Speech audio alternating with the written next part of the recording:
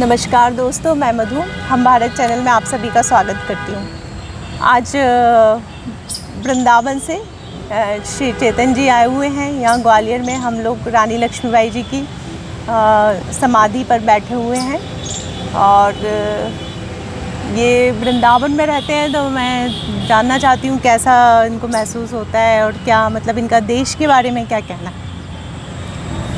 राधे राधे, जय श्री कृष्ण। सभी दर्शकों को मेरा हार्दिक वंदन।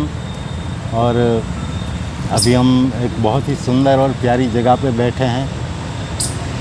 यहाँ पर महारानी झांसी की रानी लक्ष्मीबाई की समाधि है और इस जगह पर बैठने का एक अलग ही आनंद और अलग ही अनुभूति होती है, क्योंकि मेरे सामने जब ऐसे देशभक्त लोगों की कहानी आती है तो एक प्रेरणा मिलती है। तो हम सबको ही मिलती है प्रेरणा कि झांसी की रानी लक्ष्मीबाई को युद्ध में जाने की क्या ज़रूरत थी, बताओ।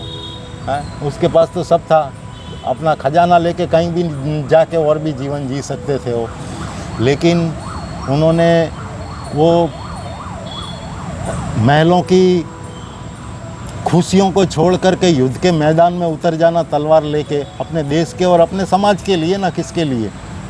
वैसे तो सेल्फ लाइफ तो वो खुद भी जी सकते थे अपनी खुद की, लेकिन नहीं, उन्होंने समाज के लिए और देश के लिए जो बलिदान दिया है अपना सर्वस्व त्याग कर, ये इससे बड़ी प्रेरणा क्या हो सकती है। तो हम सबको भी अपने देश के लिए, अपने समाज के लिए कुछ ना कुछ करते रहना चाहिए। ये हम सब हिंदुस्तानी को एक अपने मन में संकल्प करना चाहिए कि आखिर में तो इंसान कुछ भी कर ले, लेकिन आखिर में उसको अगर अपने लिए ज़िंदगी जी ली है तो उसको फिर देश के और समाज के लिए भी हमारा, क्योंकि हमको जो भी मिलता है वो इस देश से और समाज से ही तो मिलता है।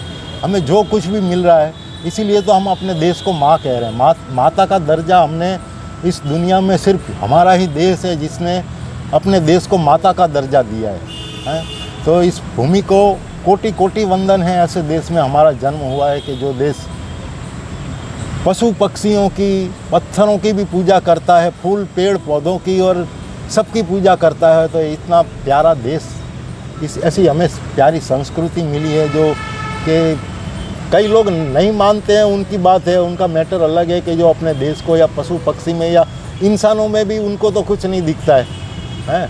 वो तो इंसानों को भी पत्थर मानते हैं और हम पत्थर को भी परमात्मा मानते हैं। तो ये संस्कृति का फ़र्क है और हमारी फीलिंग का एक फ़र्क है। तो ऐसे देश में हमें जन्म मिला है, तो ये भी हमारा एक बहुत बड़ा सौभाग्य है कि भारत देश में हमें ऐसा जन्म मिला है। और ऐसे ऐसे प्रेरणादायक लोग जो हमारे देश में जन्म लिया है, ऐसे लोगों से प्रेरणा लेकर के। जैसे वृंदावन में रहते हैं, तो अगर आपसे बोला जाए कि वृंदावन कैसा होना चाहिए, हाँ, तो आप क्या चाहेंगे, वहाँ पे कैसा होना चाहिए उसको? वृंदावन में देखिए, अभी के आज के हालात तो अभी कोई ख़ास इतना अच्छा मैं फील नहीं कर पाता हूँ वृंदावन को, क्योंकि मैंने जैसे सोचा था, मेरा जन्मभूमि गुजरात है और गुजरात में वो कहते हैं ना कि दूर के ढोल सुहावने लगते हैं। तो गुजरात में मैं जब था तब मेरे को ऐसा बहुत होता था कि मैं वृंदावन जाऊं, वृंदावन जाऊं। वृंदावन तो लोग ऐसा कहते हैं कि वो स्वर्ग में नहीं जाना है हमको, गोलोक में नहीं जाना है, स्वर्ग में नहीं जाना है हमको, तो वृंदावन में जाना है। वृंदावन का वास मिल जाए तो वो भी स्वर्ग जैसा ही वास है, ऐसा कहते हैं। तो कुछ हद तक सही है, लेकिन आज के समय में वृंदावन के जो हालात है वो थोड़े बिगड़ चुके हैं। वहाँ पर आप समझ ही सकते हो कि कुछ पंडितों का और बाबाओं के डेरे ऐसे लग चुके हैं और हर जगह पे लूट मार और ऐसा भी बहुत कुछ होने लगा है। तो आज के ज़माने में तो अगर खुद ठाकुर जी भी वृंदावन में आ जाएंगे तो वो उस वृंदावन की हालत देख के मैं तो समझता हूँ कि ठाकुर जी भी रोने लग जाएंगे कि वृंदावन की कैसी हालत है ना। जगह जगह पे गंदगी, जगह जगह पे लूट मार। और मैं खुद भी स्वयं वहाँ पर शुरू में गया था तो मेरा खुद का ही मोबाइल और बांसुरियाँ और सब चोरी हो गया।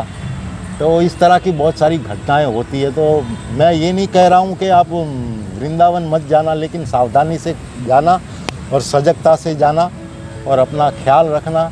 तो वो हमारी आध्यात्मिक नगरी तो है ही, उसको तो कोई मिटा नहीं लेकिन सकता है, वो ठाकुर जी की लीला स्थली। कैसा होना चाहिए आपके हिसाब से? तो एक आदर्श हाँ, एक आदर्श तो बनना ही चाहिए कि जो कृष्ण की हाँ, भूमि है, हम- मतलब जन्म भूमि है, हाँ, और भगवान की जन्म भूमि, भगवान की लीला स्थली है। लीला स्थली हाँ, है। और भगवान ने जहाँ पर अपने बाल लीलाओं का जो भी सब वहाँ पर ही हुआ है, भगवान की बाल लीलाएं वृंदावन और वृंदावन के आसपास में। तो ये तो एक दुनिया को एग्जाम्पल देने जैसा एक स्थल होना चाहिए, इतना प्यारा स्थल होना चाहिए। लेकिन आज वहाँ पर इतना भीड़ भड़का और इतनी लूट मार और ये सब देख के हमारा जो हृदय है वो थोड़ा कंपित होता है और दुख होता है कि इसीलिए आप ऐसा। थोड़ा दूर जंगल हाँ, साइड तो जाके मैं- रहने लगे। तो मैंने वृंदावन शुरू में तो मैं 2 साल रहा, लेकिन वहाँ के हालात और वो सब देख कर के बहुत दुख होता था। फिर मैं चला गया थोड़ा 10 किलोमीटर दूर, अभी मैं बंसीवट में रहता हूँ। बहुत ही प्यारी और सुंदर सी जगह है बंसीवट। आपको भी कभी मौका मिले बंसीवट आने का तो वृंदावन आए तो बंसीवट ज़रूर आइएगा। बहुत प्यारा सा जंगल है बंसीवट और भांडीर वन। बंसीवट जो है वो भगवान ने जहाँ पर रास लीला की थी वही महारास लीला स्थली है बंसीवट। और वहाँ पर कई राक्षसों का भी वध किया है भगवान ने, अकासुर, बकासुर, प्रलंबासुर।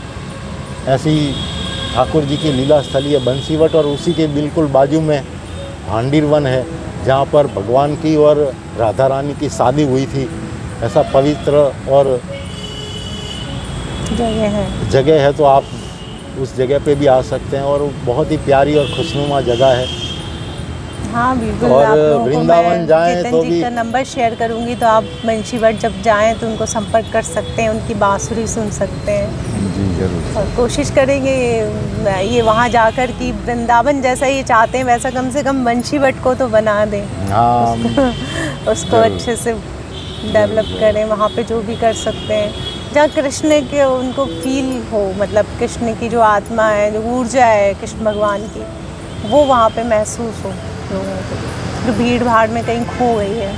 हाँ, आज के ज़माने में क्या है ना कि लोग एक बिजनेस पर्पस हो गया है वहाँ पर कई पंडितों का और मंदिरों में और जगह जगह, जैसे कि किसी को दर्शन कराने जाना है बांके बिहारी मंदिर पे तो उसमें भी पैसे लगते हैं और पता नहीं रास्ते में क्या हो जाएगा भीड़ भड़के में। तो ये सब सावधानियाँ रखनी बहुत ज़रूरी होती है। और उसके बाद हम बांसुरी पे एक बहुत अच्छा ही हमको देशभक्ति गीत सुनाएंगे, तो वो मैं आपके साथ शेयर करूँगी, आप ज़रूर सुनिएगा। चलिए राधे राधे, राधे जय राधे। श्री